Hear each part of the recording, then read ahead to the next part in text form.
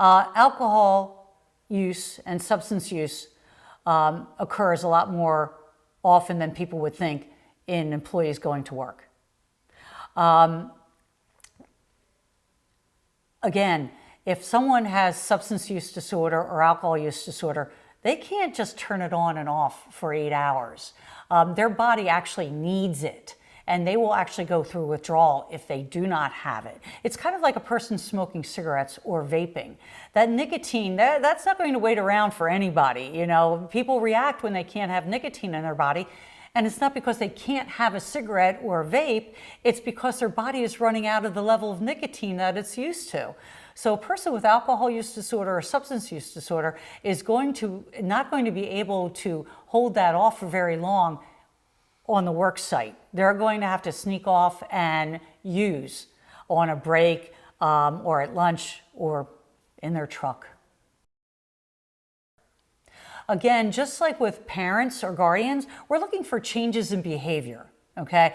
We're looking for, when they used to be a very conscientious person with time, now they're coming in late, maybe they're leaving early, maybe you can't find them on the job, okay?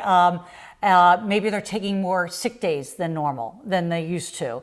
Maybe this, again, was a very conscientious person, they were taking maybe 3 sick days a year, now that's increased to 7, 9, 10 sick days per year.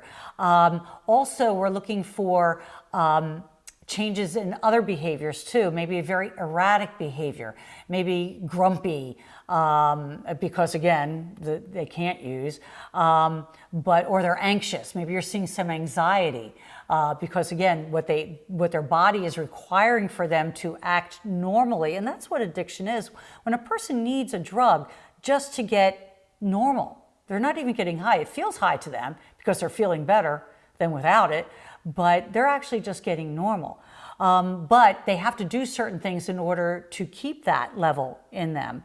The other thing is, we used to say, believe it or not, we used to say that if absenteeism was higher on Mondays and Fridays, that's the sign to look out for. No, not anymore, because the drug trade has made it so easy now to use subtly, if you will, or discreetly.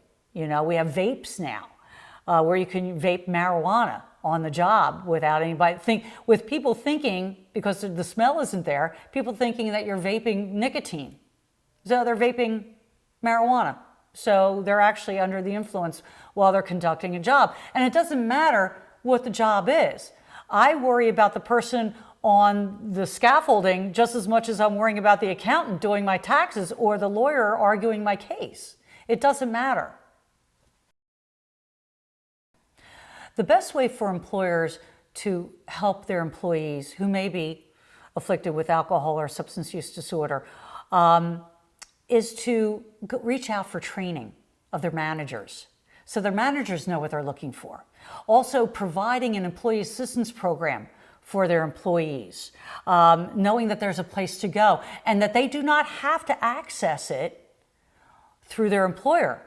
They can go, as long as they know that there's a place to go, they can access it themselves without their employer ever knowing. If you wait to access services when an employer comes to you and says, hey, we're seeing some things and now I smell it on you, you're going for an assessment. Your employer is going to now know it, and there's still confidentiality, but they only know that you're going, whether you're going and whether you're complying with the treatment plan. They don't know anything else. But taking that first step yourself is an important issue, is an important part of that. Because employers can help their employees do that by offering trainings, lunch and learns, for example, learning about the topics of substance use disorder or alcohol use disorder or medical marijuana or parenting, because parenting is not just for people of who are parents of kids may be using, but they need to learn the signs too, and maybe they can get that resource from those lunch and learns about, I'm worried about my child because he's hanging with a bunch that I don't know and I hear bad things about. So employers can just offer a variety of topics, or just even pamphlets or anything that will put that word out to them.